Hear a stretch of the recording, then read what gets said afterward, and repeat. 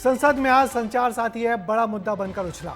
दरअसल दूरसंचार विभाग ने स्मार्टफोन बनाने वाली कंपनियों को अपने नए फोन में संचार साथी ऐप को इंस्टॉल करने को कहा है।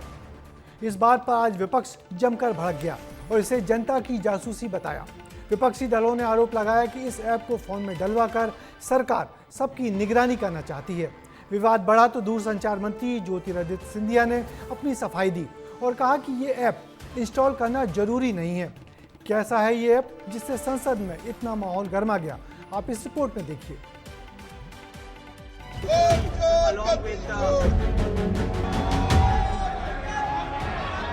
आप सभी से मेरा फिर से निवेदन है।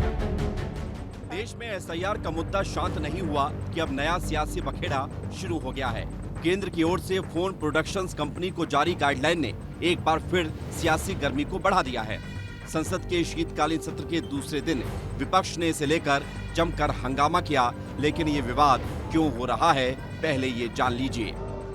दरअसल भारत सरकार के दूरसंचार विभाग ने स्मार्टफोन बनाने वाली कंपनियों को अपने नए फोन में पहले से ही संचार साथी ऐप को इंस्टॉल करने के निर्देश जारी कर दिए हैं।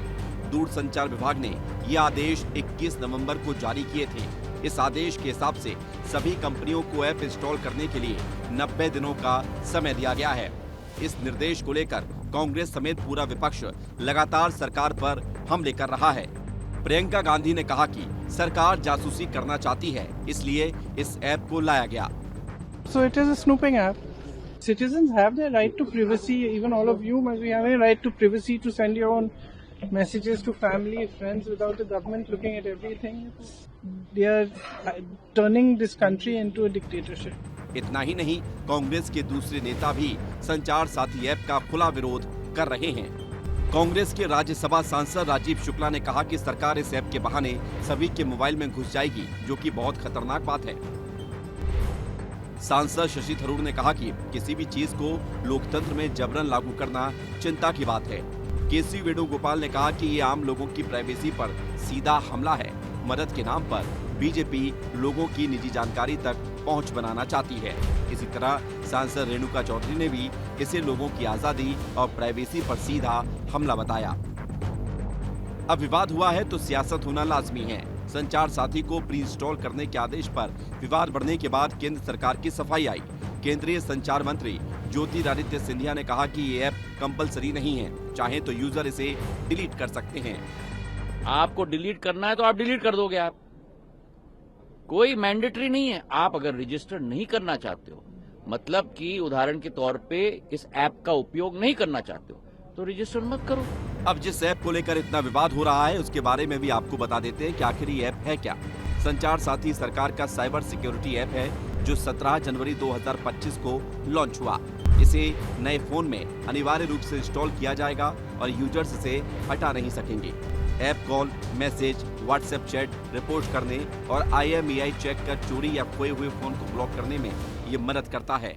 विपक्ष के बवाल के बाद ज्योतिरादित्य सिंधिया ने सफाई जरूर दी है कि जब चाहे कोई भी ऐप को डिलीट कर सकता है, लेकिन विपक्ष के पास सवालों के बड़े पुलिंदे शामिल हैं।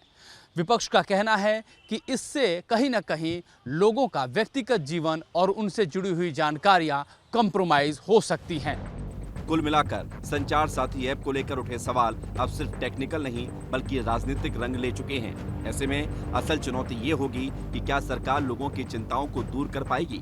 क्या ऐप सुरक्षित डिजिटल इकोसिस्टम का रास्ता बनाएगा, या फिर ये विवाद आने वाले दिनों में और सियासी गर्मी बढ़ाएगा? ब्यूरो रिपोर्ट, विस्तार न्यूज। तो इसमें कोई दो मत नहीं कि संचार साथी ऐप लोगों के लिए बहुत उपयोगी है।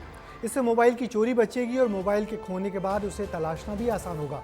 मगर इसे मोबाइल कंपनी से जबरदस्ती फ़ोन में इंस्टॉल करने का कहना ठीक नहीं है। लोकतंत्र में किसी भी विचार और सुविधा को चुनने का अधिकार आखिर में जनता का होता है। विरोधी दलों ने यही बात सरकार के सामने रखी, जिसे बाद में सरकार ने माना और अपना ऐसा आदेश वापस ले लिया।